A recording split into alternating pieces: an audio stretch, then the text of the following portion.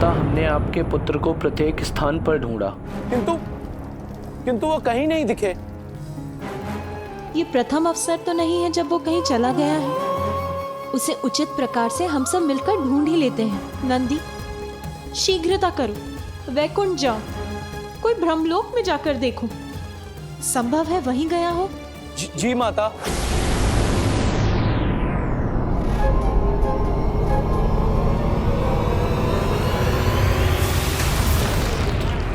कहाँ है तुम्हारे प्राण और कितने पर्वत खंडित करने पड़ेंगे?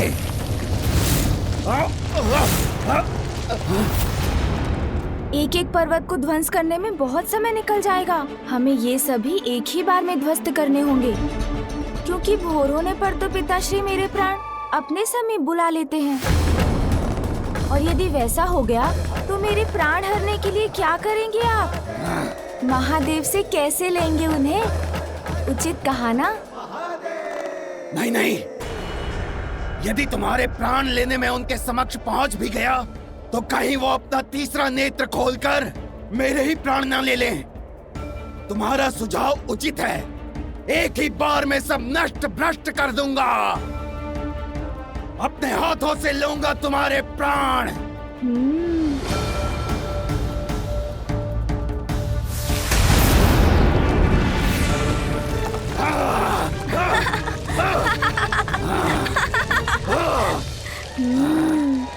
आहा,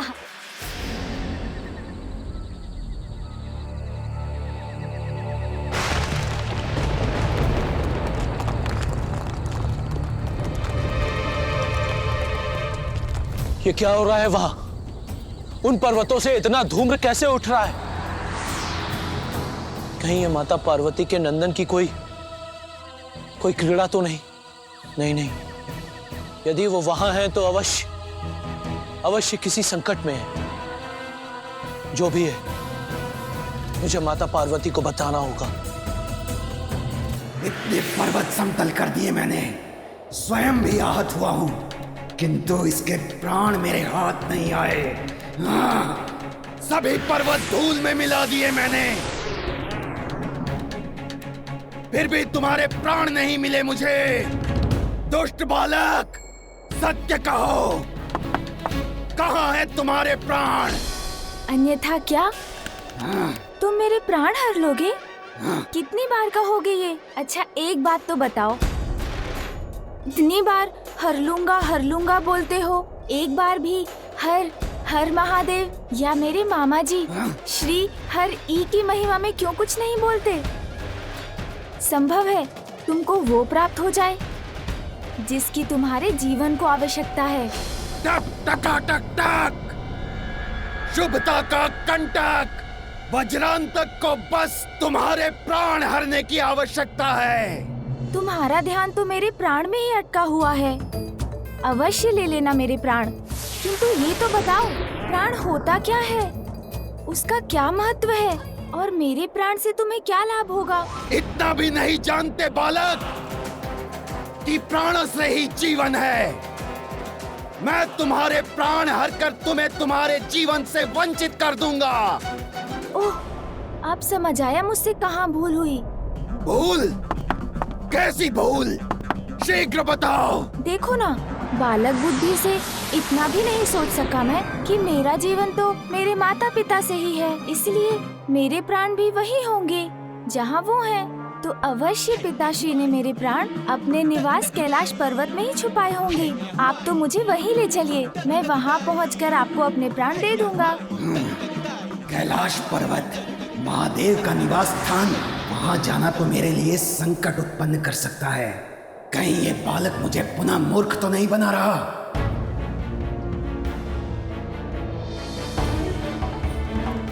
ये बालक तो मुझसे परिहास कर रहा है। प्राण ढूंढने में इसकी कोई योजना नहीं दिख रही मुझे।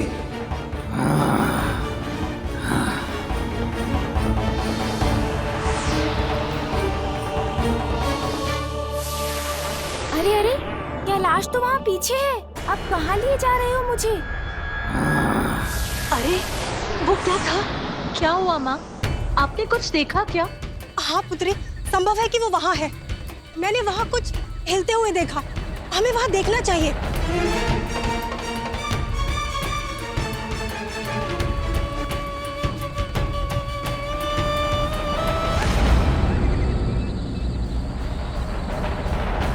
अरे अरे, ये हम किस दिशा में जा रहे हैं? पीछे मुड़ो। अरे कहाँ जा रहे हो तुम? रुको। बहुत दुष्ट है ये बालक। टक टका टक टक बार बार अपनी बातों के जाल में उलझाकर भटका देता है मुझे, किंतु इस बार इसकी बातों में नहीं आऊंगा मैं। नीचे उतरो दुष्ट बालक। अरे तुम क्या कर रहे हो?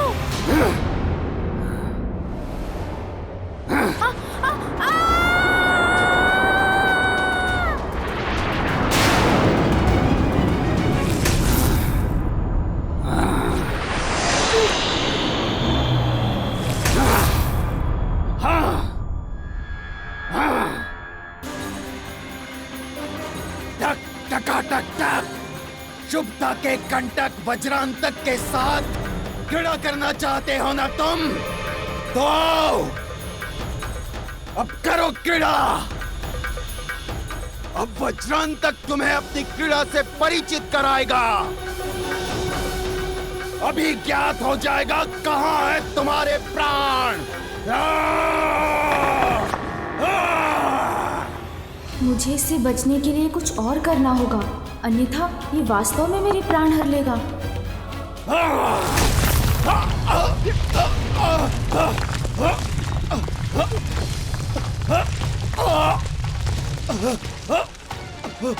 अरे ये बालक कहाँ गया?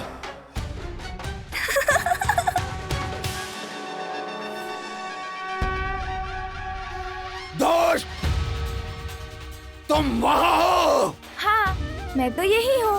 देखो, तुम्हारी क्रीड़ा बड़ी आनंददायक थी, किंतु विजयी तो मैं ही हुआ, उछलकर ऊपर जो आ गया। चलो, अब क्रीड़ा से तुम्हारा मन भर गया हो, तो अब चले कैलाश। कैलाश नहीं ले जाऊंगा तुम्हें। आज सर्वनाश करूंगा तुम्हारा। ओह, प्रतीत होता है अभी तुम और क्रीड़ा के इच्छुक हो। कोई बात नहीं, मुझे तो उसमें और आनंद आएगा।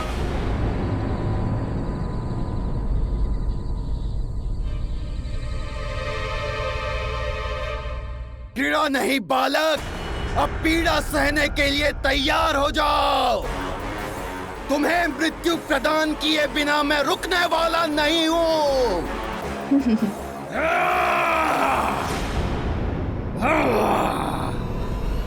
सुन जी,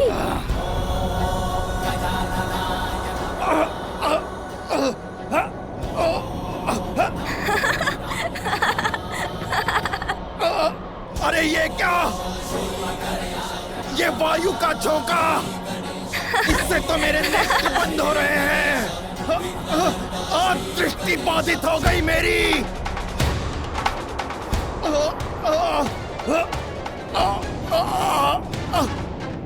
किंतु कुछ भी हो जाए, आज नहीं जाने दूंगा इस दुष्ट को। उड़ाकर अंत करूंगा इसका। बहुत अच्छे सुन जी।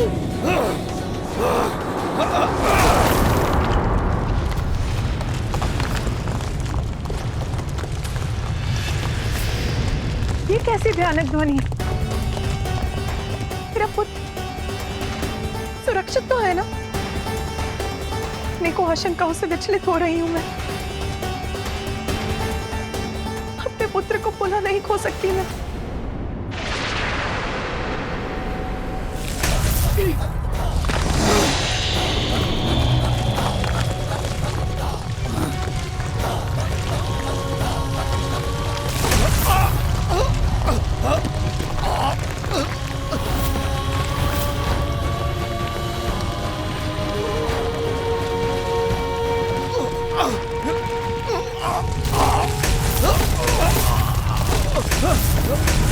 नहीं, मुझे कुछ नहीं हो सकता। शुभता का कंटक वज्रांतक हूं मैं, इसके प्राण लेकर ही रहूंगा।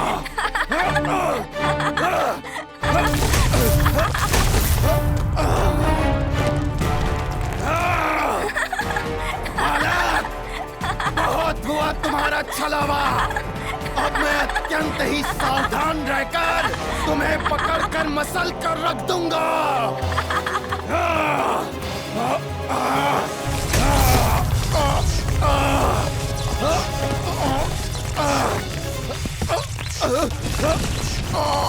ये सो तो खंड खंड हो रहा है।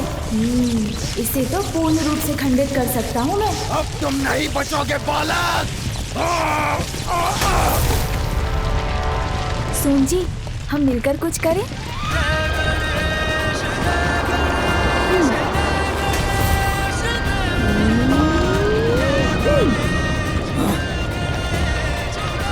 ये चिल्लाए तो इसने मेरी ओर ही फेंक दी।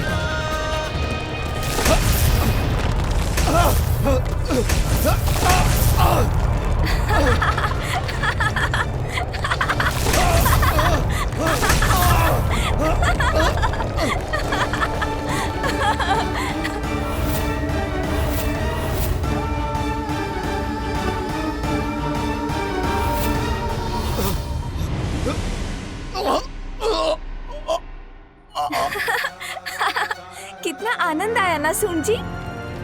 टक टक टक टक। कैसा है ये बालक? इसने तो मुझे भी चखा दिया। हिलने में भी भय लग रहा है मुझे।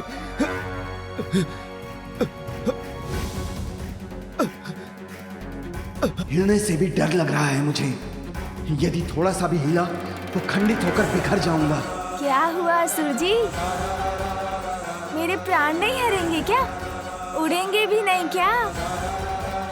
प्रतीत होता है अब तो आपके ही प्राण पखेरु उड़ने वाले हैं।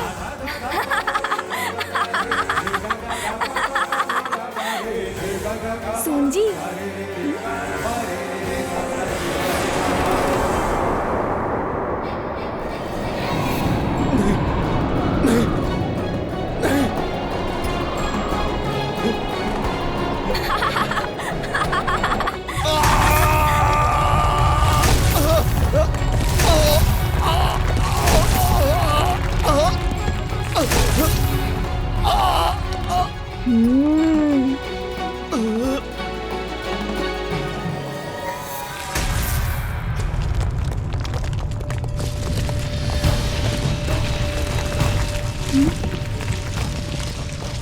अरे ये विशाल शिला तो मेरी ओर ही आ रही है।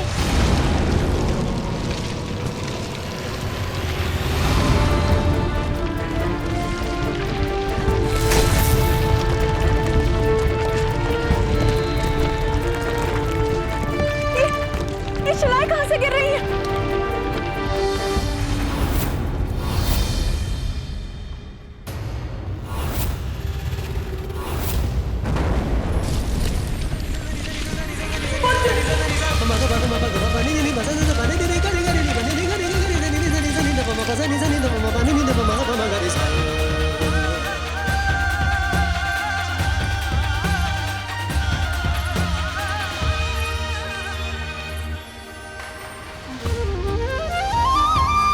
माँ आप यहाँ? और आप सभी यहाँ क्या कर रहे हैं?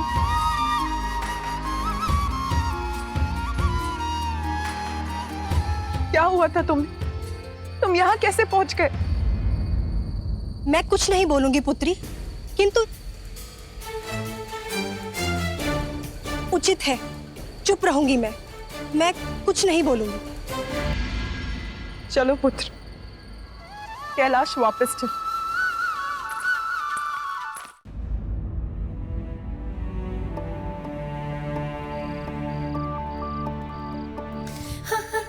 बस पुत्र, अब बहुत हुआ। अब कुछ नहीं सुनूंगी मैं। शांतिपूर्वक सो जाओ, अन्यथा मैं दंडित भी कर सकती हूँ तुम्हें। कल का दिवस अत्यंत महत्वपूर्ण है और मुझे अनेक कार्य भी करने हैं कल। क्यों माँ, ऐसा क्या होने वाला है कल? कल तुम्हारी छठी और नामकरण संस्कार की तिथि है। इतना कार्य, इतने प्रबंध, इतनी सारी व्यवस्था करनी है मुझे। मेरा नामकरण माँ? हाँ पुत्र, कल तुम्हें तुम्हारा शुभ नाम प्राप्त होगा। अब सो जाओ, विश्राम करो पुत्र। हाँ माँ।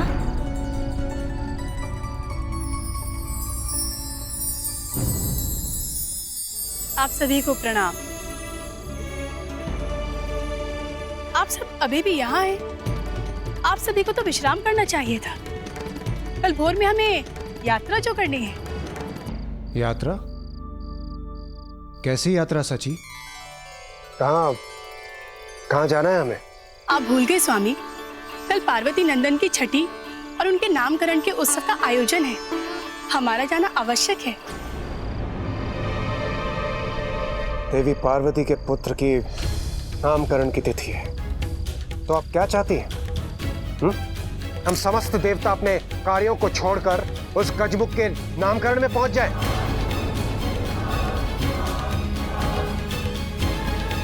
नामकरण है तो होता रहे। देवराज इंद्र वहां नहीं जाएगा।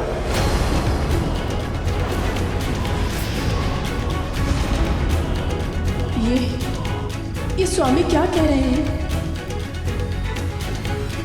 क्षमा करें देवराज, यदि कल के उत्सव में हम देवताओं ने भाग नहीं लिया तो महादेव कहीं हमसे रुष्ट ना हो जाए। स्वामी, देवादिदेव महादेव और आदिशक्ति माता पार्वती को पुत्र की प्राप्ति हुई है। उनके साथ हमारे लिए भी ये आनंद का कारण है। महादेव और माता पार्वती के आनंद में हमें भी सम्मिलित होना चाहिए, अन्यथा महादेव रुष्ट हो जाएंगे। अगर मैं नहीं गया तो रुष्ट हो जाएंगे महादेव। वो गजमुख भोलेनाथ और माता पार्वती का पुत्र है, और यही मेरी विवशता भी। इसलिए मुझे उस गजमुख के नामकरण में जाना ही होगा। इस आनंद उत्सव में भाग लेने को स्वामी अपनी विवशता क्यों बता रहे हैं? देवराज को क्या हुआ है? वो महादेव और माता पार्वती के आमंत्रण को अस्वीकार करने का विचार भी कैसे कर सकते हैं? महादेव के आमंत्रण को अपनी विवशता बताना तो विपत्ति को आमंत्रित करने के समान है। विवशता का आभास हो रहा है देवराज को कैलाश जाने में। कहीं ये किसी आगामी संकट की पूर्व सूचना तो नहीं?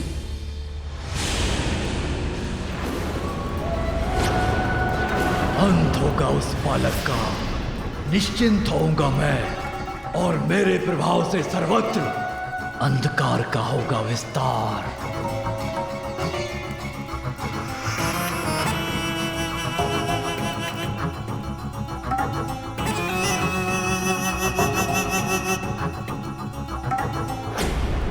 क्या समाचार लाए हो? वज्रांतक सफल हुआ ना? समाचार शुभ नहीं है। सुप्ता के कंटक वज्रांतक का अंत कर दिया उस दुष्ट बालक ने।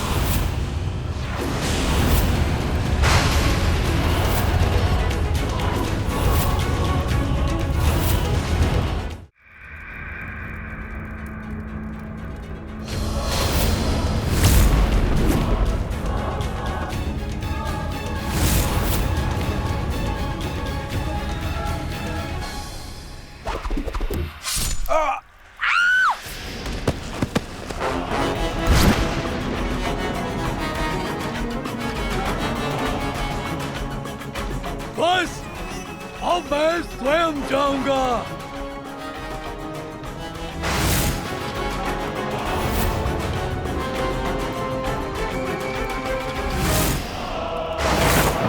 जीवन अमिट है मेरा, मिटा दूंगा उन्हें जो विघ्न बनेगा मेरे जीवन का। स्वयं कैलाश जाऊंगा मैं और मसल के रख दूंगा उस बालक को, अंत कर दूंगा उसका। वज्रांतक का वध करने वाले महादेव के पुत्र बाण।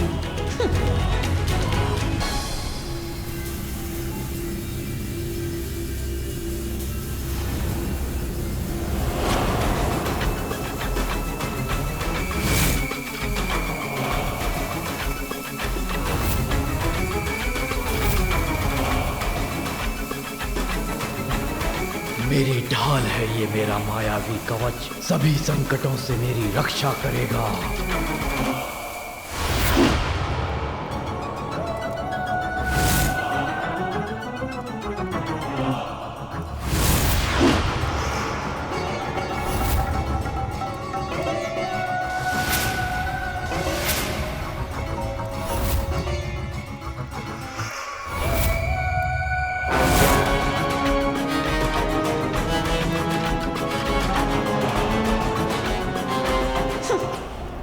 शक्तिशाली है, मायावी है सिंदूरा, किंतु इसकी मूर्खता इसे मृत्यु के अंधे कुएं में ढकेलने जा रही है।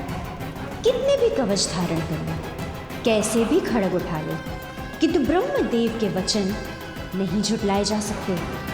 उनके शाप के अनुसार वो बालक अवश्य इसका अंत करेगा।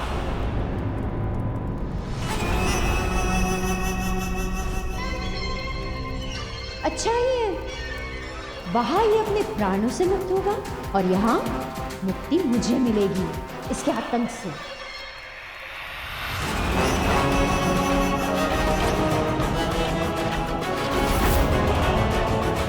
हाँ, ये रुक क्यों गया? कहीं अपनी मायावी शक्ति से इसने मेरे मन में उत्पन्न विचार तो नहीं जान लिए?